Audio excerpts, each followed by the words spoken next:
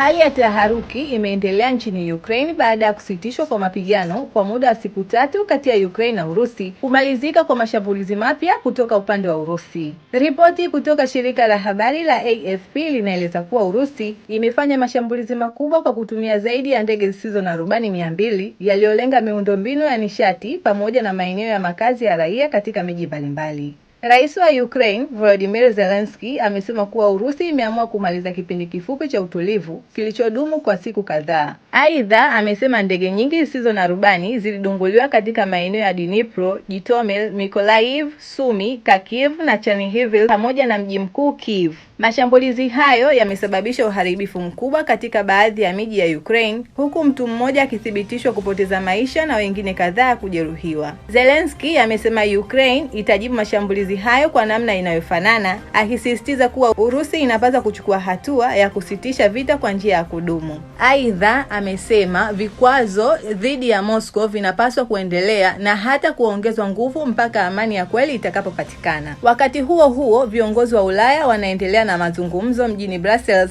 kuhusu hali ya usalama na mustakabali wa vita hivyo vinavyoendelea kuathiri eneo la Ulaya Mashariki.